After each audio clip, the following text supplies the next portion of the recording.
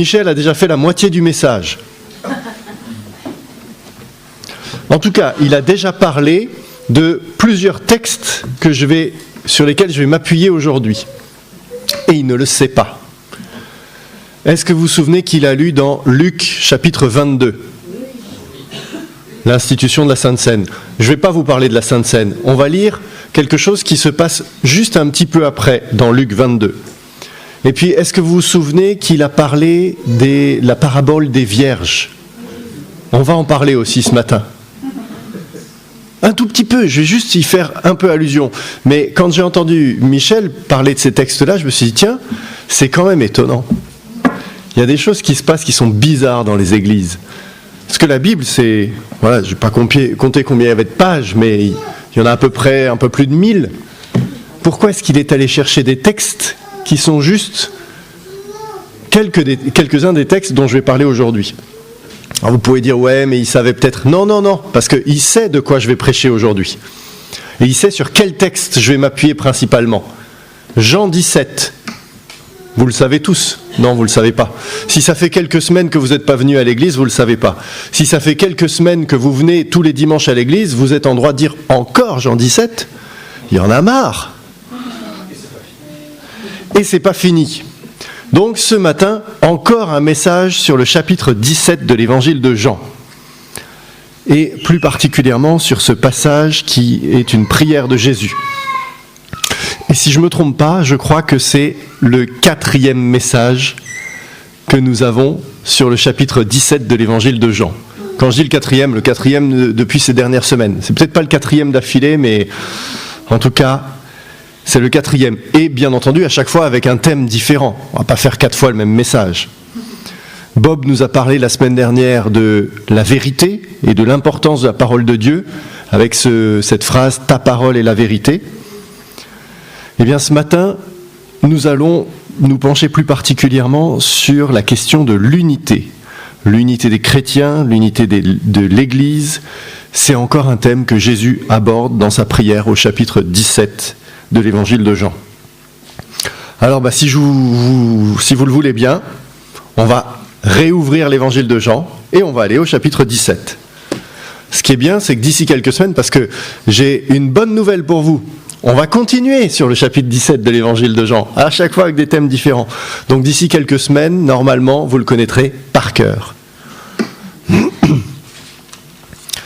Alors, donc Jésus prie pour lui-même et il prie pour ses disciples. Je vous propose de lire à partir du verset 6. Vous pourrez relire depuis le verset 1 chez vous pour commencer à apprendre par cœur, mais nous, on va lire à partir du verset 6. Je t'ai fait connaître aux hommes que tu as pris du monde pour me les donner. Ils t'appartenaient et tu me les as donnés. Ils ont gardé ta parole, maintenant ils savent que tout ce que tu m'as donné vient de toi, car je leur ai transmis fidèlement le message que tu m'avais confié. Ils l'ont reçu. Aussi ont-ils reconnu avec certitude que je suis venu d'auprès de toi. Et ils ont cru que c'est toi qui m'as envoyé. Je te prie pour eux. Je ne te prie pas pour le reste des hommes, mais pour ceux que tu m'as donnés, parce qu'ils t'appartiennent. Car tout ce qui est à moi t'appartient, comme tout ce qui est à toi m'appartient. Ma gloire rayonne en eux. Bientôt je ne serai plus dans le monde, car je vais à toi. Mais eux, ils vont rester dans le monde. Père saint, garde-les par le pouvoir de ton nom, celui que tu m'as donné pour qu'ils soient un comme nous le sommes. Aussi longtemps que j'étais parmi eux, je les ai gardés par le pouvoir de ton nom, ce nom que tu m'as donné. Je les ai protégés et aucun d'eux ne s'est perdu, sauf celui qui devait se perdre pour que s'accomplisse l'Écriture. À présent, je retourne auprès de toi, et je dis tout cela pendant que je suis encore dans le monde, pour qu'ils possèdent en eux cette joie qui est la mienne, une joie parfaite. Je leur ai donné ta parole, et le monde les a pris en haine, parce qu'ils ne lui appartiennent pas, comme moi-même je ne lui appartiens pas. Je ne te demande pas de les retirer du monde, mais de les préserver du diable. Ils n'appartiennent pas au monde, comme moi-même je ne lui appartiens pas. Consacre-les par ta vérité, ta parole est la vérité. Comme tu m'as envoyé dans le monde, moi aussi je les y envoie. Et je me consacre à moi-même, et je me consacre moi-même à toi pour eux, pour qu'ils soient à leur tour consacrés à toi par la vérité. Ce n'est pas seulement pour eux que je te prie, c'est aussi pour ceux qui croiront en moi grâce à leur témoignage. Je te demande qu'ils soient tous un, comme toi, Père, tu es en moi, et comme moi, je suis en toi. Qu'ils soient un en nous, pour que le monde croie que c'est toi qui m'as envoyé. Je leur ai donné la gloire que tu m'as donnée, afin qu'ils soient un, comme toi et moi, nous sommes un. Moi en eux et toi en moi. Qu'ils soient parfaitement un, et qu'ainsi le monde puisse reconnaître que c'est toi qui m'as envoyé, et que tu les aimes comme tu m'aimes. Je vais m'arrêter là. La semaine dernière, quand Bob parlait de la vérité, on avait l'impression, et de la parole de Dieu, on avait l'impression que tout ce chapitre 17 était dédié à ça. Et là, quand j'ai relu ce petit bout du passage, je ne sais pas si ça vous a fait le même effet qu'à moi, mais je me suis dit, c'est incroyable comme Jésus insiste sur qu'ils soient un, qu'ils soient tous un, comme toi et moi nous sommes un. Il y a au moins 2 ou 3 versets où Jésus le répète, et il le répète encore. Et, encore une fois, au risque de me répéter, ce n'est même pas un enseignement de Jésus, c'est une prière qu'il fait. On a vu Jésus enseigner par des paraboles et des choses comme ça. Mais là, c'est une prière. Alors Jean nous rapporte la prière que Jésus fait. Cependant, je crois qu'au travers de cette prière, Jésus nous laisse des lignes directrices extrêmement importantes pour notre vie chrétienne. Au verset 20, ce n'est pas seulement pour eux que je te prie, c'est aussi pour ceux qui croiront en moi grâce à leur témoignage.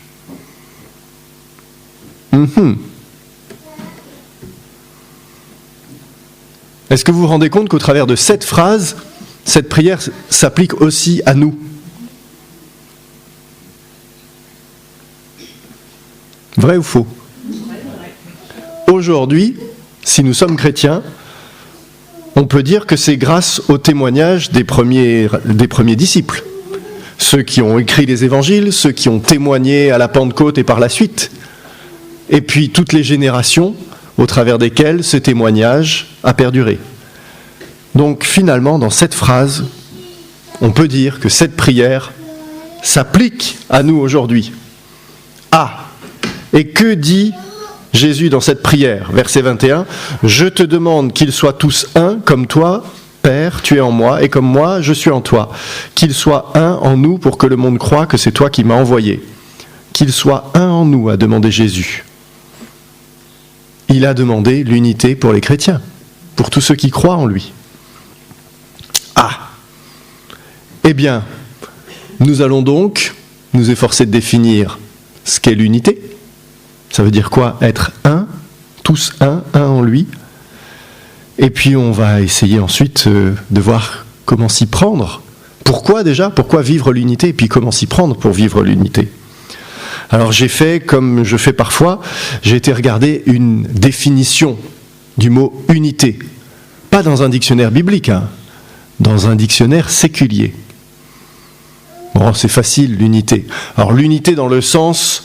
un ensemble, parce qu'il y a plusieurs sens, et une unité de mesure, par exemple, ça on le trouve dans le dictionnaire, mais ce n'est pas de cette unité-là dont on parle ce matin. Donc, l'unité, c'est l'état de ce qui est un, ou alors chose qui est une. Ça, c'est le dictionnaire qui dit ça. Définition valable tout à fait en général. Donc, je pense qu'elle pourrait et elle devrait s'appliquer aussi à l'unité des chrétiens. État de ce qui est un, ou chose qui est une. La communauté des chrétiens est une, c'est une seule et même entité. Et là, si on était un petit peu sophistiqué, je mettrais une bande-son avec des rires. Enfin, c'est des rires ironiques, mais est-ce que vous avez déjà regardé l'état de la communauté chrétienne à travers le monde, même à travers la France ? Honnêtement, je ne devrais pas sourire en disant ça, ça me fait de la peine.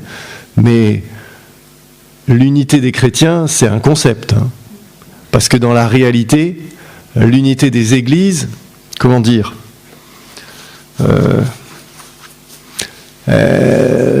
voilà, la séparation des églises est, comment dire, un peu plus flagrante que l'unité des églises. Et pourtant, Jésus n'a pas dit qu'ils soient tous un dans leur communauté locale, chacun sur sa petite ligne théologique, etc. Il a dit non, qu'ils soient un, tous un en moi. On a tous le même Dieu, le même Sauveur. Aïe. À l'intérieur de cette entité, bien entendu, on peut avoir des rôles et des fonctions différentes, mais nous appartenons tous à cette entité.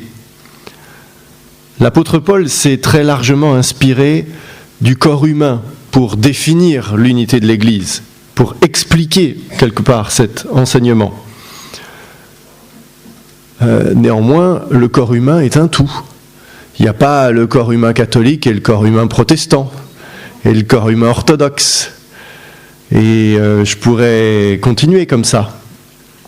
Alors certes, il y a des pieds, des mains, enfin voilà, il y a différents organes, on va dire, certes, mais qui ne sont pas séparés comme nous pouvons être séparés aujourd'hui entre tous les chrétiens du monde chrétien. Je vous ai cité l'apôtre Paul. Un des passages auxquels il fait référence, c'est 1 Corinthiens, chapitre 12, versets 12 à 26. Alors voilà ce qu'il dit, Paul, en 1 Corinthiens, chapitre 12, versets 12 à 26. Le corps humain forme un tout, et pourtant il a beaucoup d'organes. Et tous ces organes, dans leur multiplicité, ne constituent qu'un seul corps. Il en va de même pour ceux qui sont unis au Christ.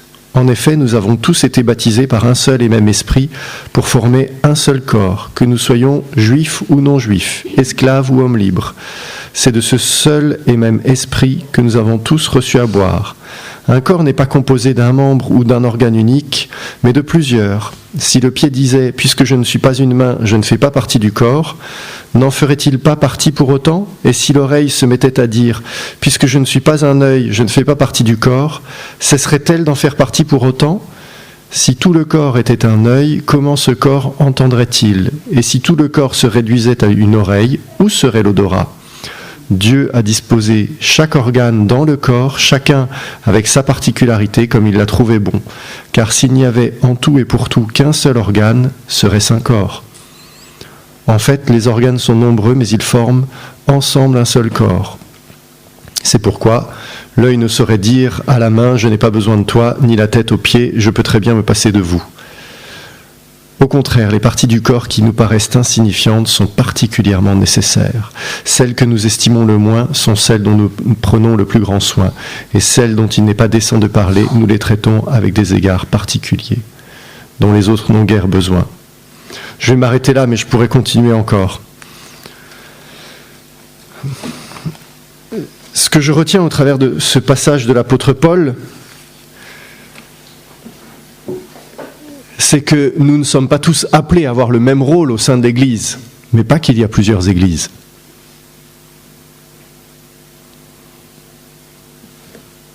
Ça va ? Oh, j'ai peur de vous avoir endormi de nouveau. Donc, nous ne sommes pas tous appelés à avoir le même rôle dans l'Église, ça, d'accord. Mais nous sommes tous unis au Christ et nous sommes dans un seul corps, une seule Église. Notre point commun à tous, c'est d'être unis à Christ. Et tous ceux qui reconnaissent que Jésus-Christ est le Seigneur et le Sauveur sont dans cette entité unique. J'ai un scoop pour vous ce matin. Tous ceux-là qui sont dans cette entité unique ne sont pas tous membres du CEP Le Mans. J'ai bien réfléchi. Je me suis dit, est-ce qu'il y en a d'autres en dehors de notre Église à nous ? Je me suis dit, oui, peut-être. Il y en a d'autres. Il y en a qui fréquentent d'autres communautés. Je veux dire d'autres communautés évangéliques, mais aussi peut-être même des communautés protestantes traditionnelles. Oh, j'ai dit quelque chose qu'il ne fallait pas dire. En fait, j'en suis sûr parce que j'en ai déjà rencontré. J'ai déjà rencontré des gens, j'ai même prié avec eux, ils n'étaient pas dans une église évangélique, et bien vous savez quoi, Jésus-Christ était leur Seigneur et Sauveur. Et ils lisaient la même Bible que moi. Je vais vous faire même un autre aveu. J'en ai même rencontré dans l'église catholique. Oh. Vous y pensez ça ? J'ai rencontré et j'ai prié avec eux des gens qui croyaient vraiment que Jésus-Christ était leur Seigneur et Sauveur. Et j'ai pu constater vraiment que pour eux, Jésus-Christ était le Seigneur et le Sauveur. Alors on pourrait ajouter comme ça les orthodoxes, les juifs messianiques. J'ai rencontré des juifs messianiques et Jésus était vraiment leur Seigneur et Sauveur. Les orthodoxes, je dois être honnête, j'en ai rencontré moins. Donc je ne peux pas vous dire, j'en ai rencontré personnellement. Mais je suis sûr qu'en cherchant, je trouverai quelqu'un qui me dirait, j'ai rencontré des orthodoxes et vous savez quoi ? Il y en a qui croyaient que Jésus-Christ était leur Seigneur et Sauveur. Alors je reviens à ce que Jésus a dit. La parole de Dieu est très claire à ce sujet. Tous ceux qui sont unis à Christ sont dans l'Église. Une seule et même Église. Alors j'ai un autre scoop pour vous ce matin. Il ne suffit pas de fréquenter une église, même la nôtre, pour reconnaître profondément et sincèrement Jésus-Christ comme son Seigneur et Sauveur personnel. Même le simplement. Ce n'est pas une garantie. Alors vous inquiétez pas, on va enseigner avec la plus grande sincérité et faire en sorte que tous ceux qui viennent ici repartent en étant convaincus que Jésus-Christ est le Seigneur et Sauveur, mais ça ne suffit pas de juste venir, c'est une démarche personnelle. Et de la même manière qu'on trouve des chrétiens dans toutes les familles d'église, on trouve dans toutes les églises des gens qui ne sont pas chrétiens, qui viennent parce que c'est sympa. Chez nous, c'est pas mal, chez nous, une fois par mois, on mange bien. Donc on peut venir pour manger, c'est pas désagréable. Parfois, ah oui, il y a même du café tous les matins, me rappelle Capucine. Voilà, venez le dimanche ici, il y a du café, des petites viennoiseries, et une fois par mois, il y a des spaghettis. Et sinon, ouais, c'est vrai qu'il faut de temps en temps chanter un peu, écouter des messages. On peut venir ici sans être chrétien, sans être profondément touché par ce que Jésus a fait. Et c'est pareil dans toutes les églises. C'est là où je fais référence à la parabole des vierges, à laquelle Michel a fait allusion tout à l'heure. Alors je ne sais plus, moi c'est dans Matthieu 25 que je l'avais vu. Matthieu 25. Hop. Qu'est-ce qui se passe dans Matthieu 25 ?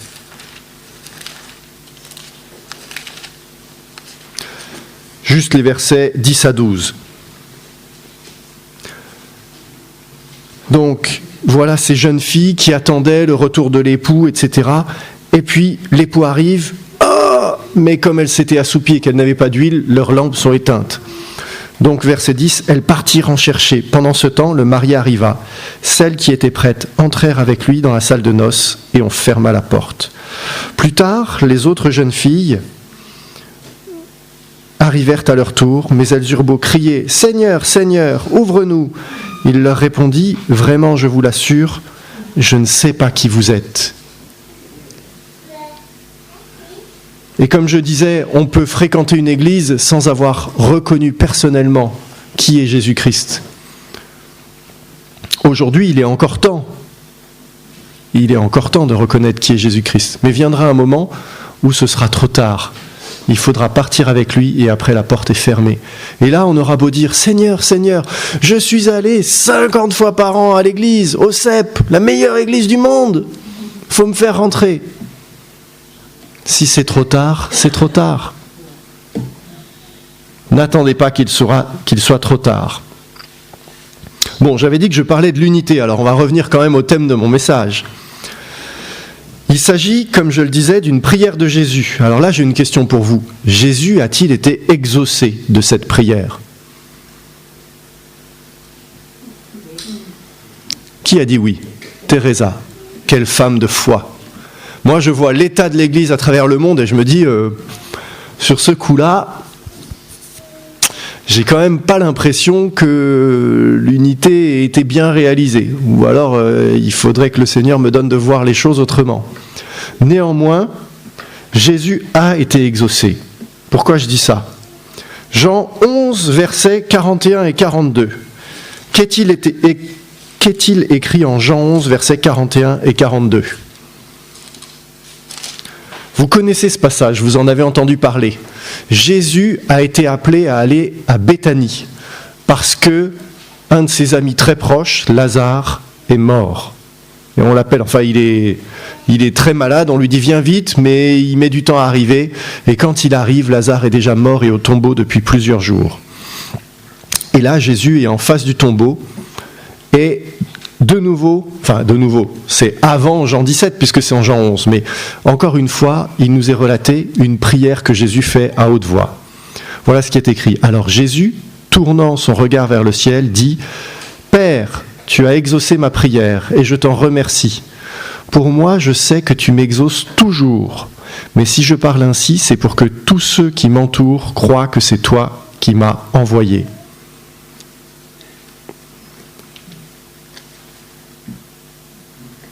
Père, pour moi, je sais que tu m'exauces toujours. Toujours.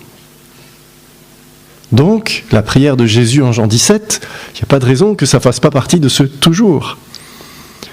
Jésus a dit cela au moment où il s'apprêtait à ressusciter son ami Lazare.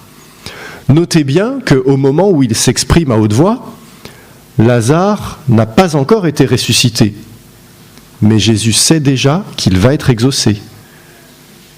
Et il le dit, « Je sais que tu m'exauces toujours. » Ah, je vais couper le son, excusez-moi.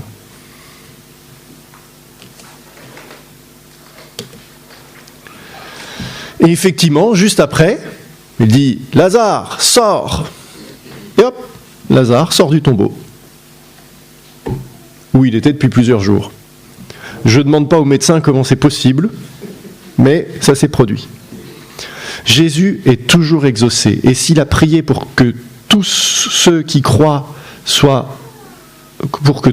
en lui, soient tous un, comment se fait-il que dans l'Église aujourd'hui, il y ait autant de dissensions, de divisions, de mésententes ? Honnêtement, je n'ai pas la réponse à cette question.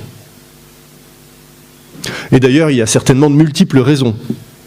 Une d'entre elles, c'est sans doute celle que j'ai évoquée, qu'il y a des tas d'églises où il y a des gens qui viennent et qui ne sont peut-être pas chrétiens.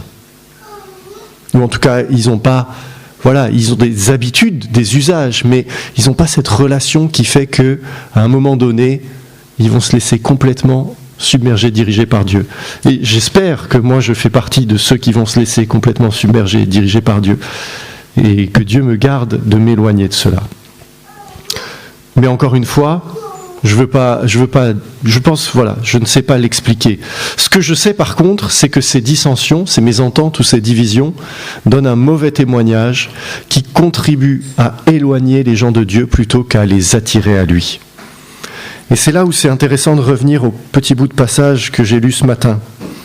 Le verset 21 dit « Pour que le monde croie que c'est toi qui m'as envoyé, je crois que c'est ça qu'il dit. Pour que le monde croie que c'est toi qui m'as envoyé. Pour que le monde croie que c'est Dieu qui a envoyé Jésus sur la terre. Verset 23, qu'il soit parfaitement un et qu'ainsi le monde puisse reconnaître que c'est toi qui m'as envoyé. Notre unité, c'est le premier témoignage auprès du monde qui nous entoure. Alors je ne vais pas parler plus du témoignage parce que ça fera justement l'objet d'un autre message, je crois, que Michel va nous partager d'ici quelques semaines. Il me semble. Encore un message sur Jean 17. Simplement, retenons que vivre l'unité entre chrétiens, c'est pas juste quelque chose de bien, une chose envers laquelle nous devons faire des efforts. C'est notre ADN, c'est ce qui fait vraiment une différence entre nous et le monde. Comme on l'a lu dans ce passage, Jésus prie en disant « Je ne te demande pas de les retirer du monde, mais de les préserver du diable. » Nous ne sommes pas du monde, mais nous sommes dans le monde. Et finalement, nous sommes dans le monde, mais nous ne sommes pas du monde, donc il doit bien y avoir une différence. Et partout où nous allons, dans toutes les organisations sociales, quelles qu'elles soient, toutes les structures, que ce soit en entreprise, dans les associations, dans la gestion de la vie publique, dans les villes, au Parlement, dans les pays, etc., on trouve toujours des luttes d'influence, des rivalités, des luttes de pouvoir, etc. Et malheureusement, parfois dans l'Église aussi, eh bien ça ne devrait pas. Soyez sel et lumière, avait dit Jésus dans un autre enseignement. Soyez différents quelque part. Notre façon de vivre l'unité, c'est notre première manière d'être différent. Si les gens qui ne connaissent pas Jésus-Christ viennent ici et voient des luttes d'influence, des luttes de pouvoir, etc., ils vont juste se dire, ces gens-là sont comme tout le monde. Alors que s'ils voient ici de l'entente, de l'accueil inconditionnel, de l'accueil entre communautés, une unité véritable et sincère, alors là, ils vont se dire, tiens, ces gens-là, ils ne sont pas comme les autres. Et là, on va les toucher. Et là, on rejoint le « pour qu'ils croient que c'est toi qui m'as envoyé », que dit Jésus dans sa prière.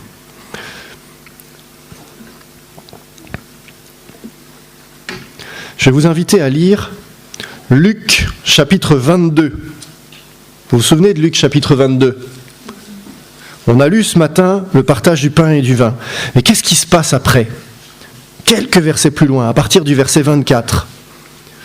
Ils viennent juste d'avoir Jésus qui leur explique qu'il va mourir, qu'il faut partager le pain et la coupe en souvenir de ce sacrifice ultime, etc. Voilà ce qui vient de se passer. Et bien juste après, comme ils sont à table, comme nous, ils discutent à table. Et là, à partir du verset 24, les disciples eurent une vive discussion.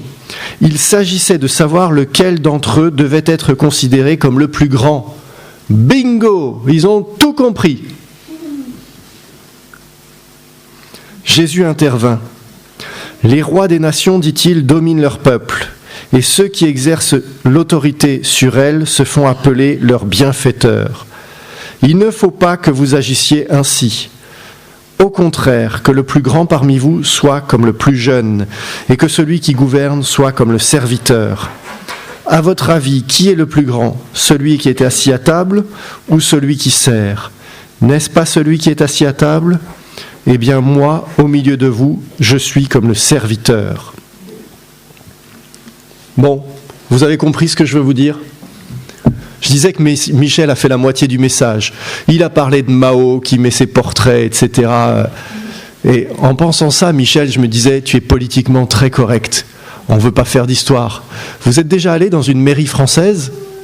N'importe quelle mairie. Il y a un portrait aussi, hein ? Je vais peut-être avoir des ennuis à dire ça, mais c'est pas que les méchants dictateurs chinois qui mettent leur portrait partout. Notre bien-aimé président de la République démocratiquement élu, il a son portrait dans toutes les mairies de France. Quel qu'il soit d'ailleurs. Celui-là, le précédent, celui encore d'avant, tous. Je veux dire, voilà. C'est pour dire, c'est toujours les autres qui sont des dictateurs, etc. Donc, là, Jésus, et encore une fois, les disciples viennent de partager la Sainte Seine. Et hop, c'est qui le plus grand ? Exactement ce qu'il ne faut pas faire. Le plus grand, c'est celui qui va se mettre au service. Jésus s'est mis au service. Voilà le point fondamental à comprendre. Si nous voulons parvenir à l'unité entre nous et avec Dieu, soyons serviteurs les uns des autres. Cela commence par l'Église locale, mais cette recommandation s'applique à l'Église universelle, l'Église tout entière. Le Seigneur a souvent donné l'image du mariage comme illustration de la relation qu'il veut avec son Église. J'ai bien dit son Église et non pas ses églises, vous avez remarqué.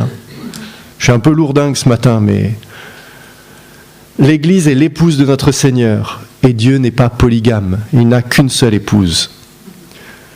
En vivant l'unité entre les chrétiens, nous vivons comme une anticipation du royaume à venir. Et oui, vous avez déjà remarqué qu'on a du mal à s'entendre entre familles d'église ici sur la terre. Nous, c'est logique, c'est parce que nous, on est les meilleurs et il y en a d'autres qui ne croient pas exactement ce qu'il faut croire. Alors, je dis ça pour nous, mais si on va dans une autre église, ils diront la même chose. Et là, souvent, quand je pense à ça, je me dis, mais comment on fera au ciel ? Parce qu'on ne pourra pas, là, sur la terre, on y arrive un peu, parce qu'il suffit d'avoir des lieux de culte pas trop proches, un peu éloignés, etc. Chacun chez soi, et puis on se croise de temps en temps et on fait des sourires. Mais au ciel, on sera tous ensemble. sera plus dur, on sera obligé quelque part de vivre l'unité. Je vous parlais du mariage. Alors malheureusement, on a beaucoup de mauvaises images du mariage.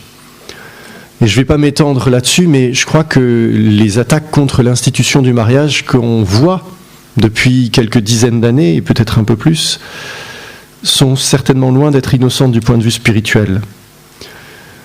Et lorsque le Seigneur prend l'image du mariage pour illustrer la relation qu'il veut avec son peuple, il s'agit bien du mariage tel qu'il l'a défini, c'est-à-dire un engagement total, inconditionnel, irréversible, un engagement qui dure toute la vie et bien plus fort que ce qu'est devenu le mariage actuel. Je ne sais plus pourquoi je vous parlais du mariage, pour dire juste que Dieu n'avait qu'une seule épouse. Alors en matière d'unité, la barre est placée très haute, et les résultats de l'Église, vous l'avez bien compris, sont bien loin de ce que le Seigneur a demandé. Bon, une fois que j'ai dit ça, je pense que ce serait sage de se dire qu'est-ce qu'on peut faire nous à notre niveau ? Parce que constater que l'Église est divisée de par le monde, c'est bien, on peut s'en plaindre, mais ça ne nous questionne pas à titre individuel. Qu'est-ce qu'on peut faire ? Ah oui, moi je ne suis pas responsable d'une fédération d'église, c'est aux responsables de faire le rapprochement entre fédérations, etc. Oui, peut-être, c'est vrai, mais nous on peut déjà faire des choses. La première des choses qu'on peut faire, je crois, c'est faire preuve d'une très grande sincérité dans notre foi. Nous faisons certainement tous des erreurs dans notre manière d'interpréter la Bible et de vivre notre foi. Ce qui est important, c'est de mettre en pratique la parole de Dieu en corrigeant nos erreurs dès lors que nous en prenons conscience. Et là, je vais vous raconter une petite anecdote que j'ai déjà racontée plein de fois, alors je m'excuse auprès de ma famille qui connaît ça par cœur. Il y a quelques années, on habitait Rouen, dans le coin de Rouen, et on fréquentait une église à Rouen, avec un pasteur qui était vraiment quelqu'un de très bien.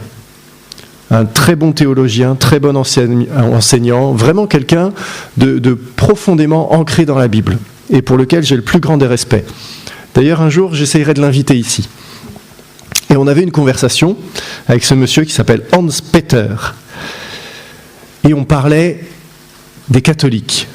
Et il me parlait des erreurs que font les catholiques. Et il avait très, très juste, dans tout ce qu'il disait, c'était très juste. Et puis je lui dis, Hans Peter, tu sais, on fait tous des erreurs. Nous aussi, on fait des erreurs. Alors là, le théologien qui était en lui s'est réveillé. Ah bon, lesquelles ? J'ai dit, Hans Peter, je sais bien que aujourd'hui, on ne le sait pas. J'ai dit, je te connais suffisamment pour savoir que si tu t'apercevais que tu faisais une erreur, tu la corrigerais tout de suite. Mais je suis sûr qu'aujourd'hui, on se trompe dans certaines interprétations, mais on n'en a pas encore conscience. Mais je vous dis ça pour dire, même cet homme que j'estime beaucoup, et si un jour j'arrive à l'inviter, vous verrez que c'est vraiment quelqu'un qui connaît très profondément la Bible. Il était sincèrement attaché à mettre en pratique, à comprendre, à mettre en pratique. Et j'ai bien aimé cette réaction d'être piqué au vif quand je dis, mais si, on fait tous des erreurs.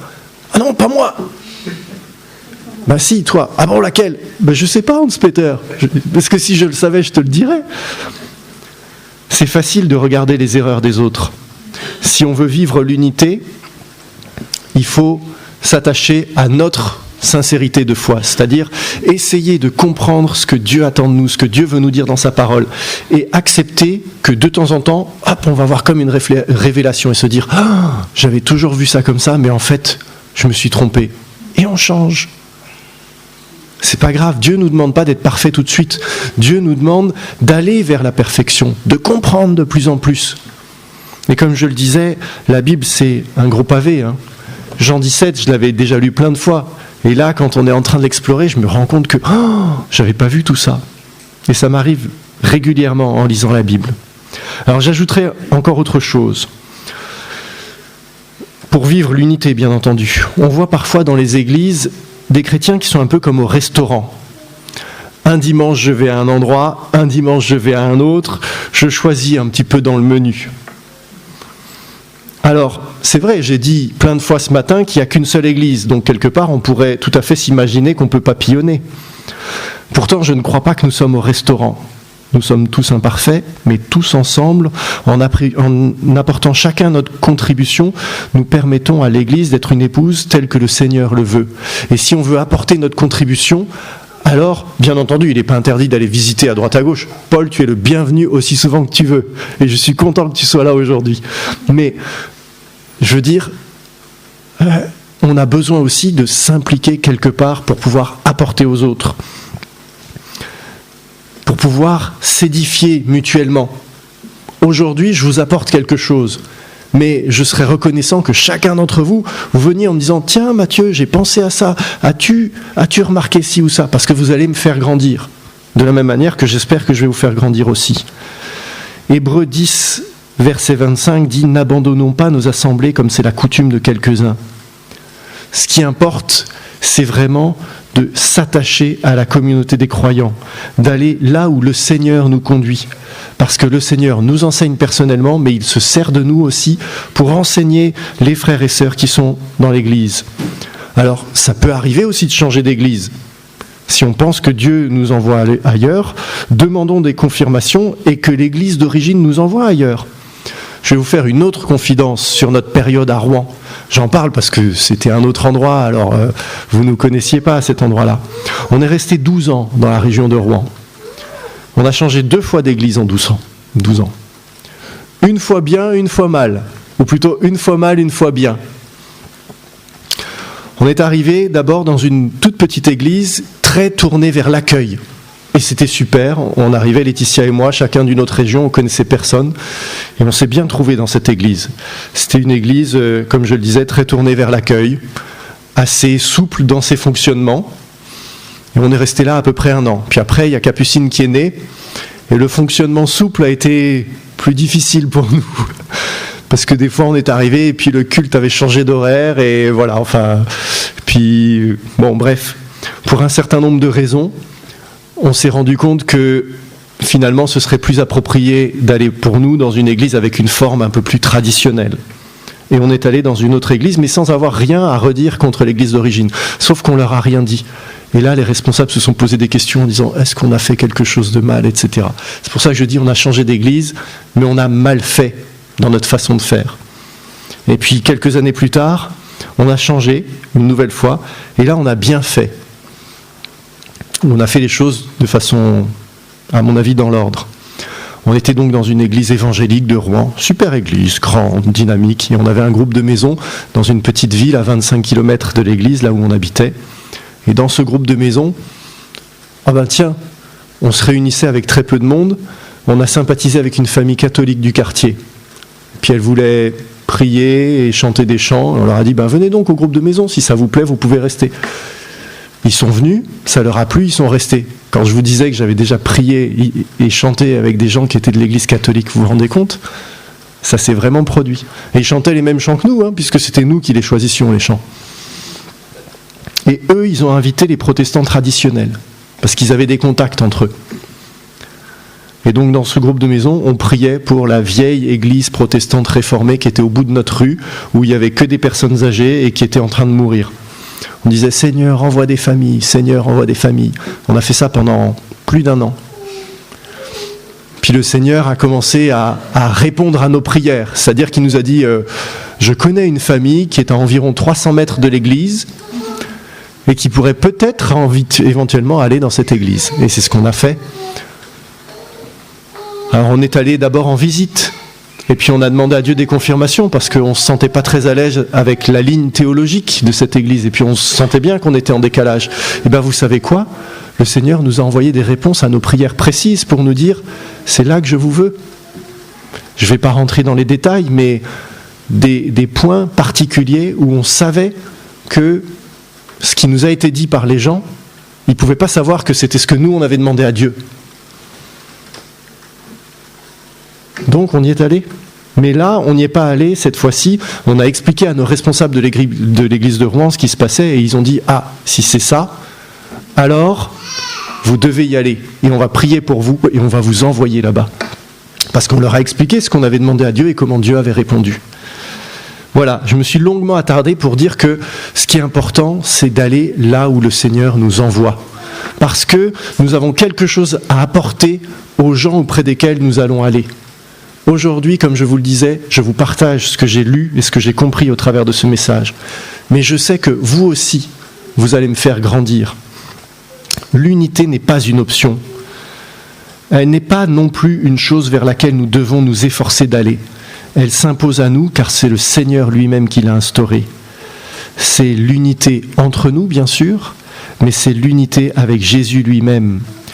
Cela signifie tout simplement que nous ne pouvons pas vivre avec Dieu, être avec Dieu et ne pas vivre l'unité. Dire « Seigneur, je veux être tout à toi », mais eux là-bas, je ne veux pas leur parler. Non, parce que si vraiment on veut être tout à toi, de temps en temps, il va nous dire « Va leur parler là-bas », voire même « Va là-bas ». Ça ne veut pas dire qu'il nous dit de changer, mais ça peut arriver. Ça nous est arrivé quand on priait pour qu'il renvoie des familles dans cette église réformée, vers laquelle on ne se sentait pas du tout attiré, et au sein de laquelle on se disait, de toute façon, si on y va, ils savent qu'on est différent, on ne va pas être bien accueillis. Ben si, on a été bien accueillis parce que c'était le Seigneur qui nous disait d'y aller.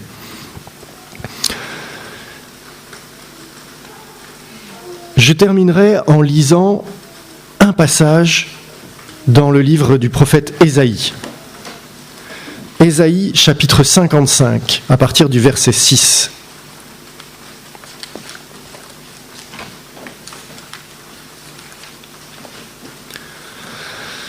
Tournez-vous donc vers l'Éternel tant qu'on peut le trouver. Adressez-vous à lui tant qu'il est proche. Que le coupable abandonne sa voie et l'homme malfaisant ses mauvaises pensées, et qu'il revienne à l'Éternel qui aura compassion de lui, à notre Dieu qui lui accordera un pardon généreux.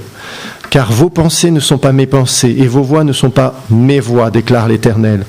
Autant le ciel est élevé au-dessus de la terre, autant mes voies sont élevées au-dessus de vos voies, et autant mes pensées sont élevées au-dessus des vôtres.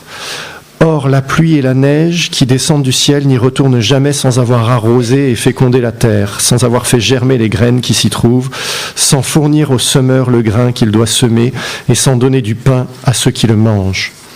Il en sera de même de la parole que j'ai prononcée. Elle ne reviendra jamais vers moi à vide, sans avoir accompli ce que je désirais et sans avoir atteint le but que je lui ai fixé. Comme on le voit dans ce passage, les voies du Seigneur sont élevées bien au-dessus de nos voies et ses pensées bien au-dessus de nos pensées. Comme il est dit aussi, sa parole ne retournera pas à lui sans avoir produit son effet. Jésus a prié pour notre unité. Et cette unité, elle est dans un standard qui est au-delà de ce qu'on peut imaginer. On voit aujourd'hui ce qui se passe au niveau des hommes. Moi je dis juste, Dieu, il place la barre beaucoup plus haut, à une hauteur qu'on ne peut pas imaginer. Laissons la parole de Dieu produire son effet en nous, parce que de toute façon, elle produira son effet. C'est ce qui est dit dans le prophète Ésaïe. Sa parole ne retourne pas à lui sans avoir produit son effet. Jésus a prié il y a 2000 ans pour notre unité. Je suis convaincu, j'en suis vraiment convaincu, s'il a prié, cette parole va s'accomplir.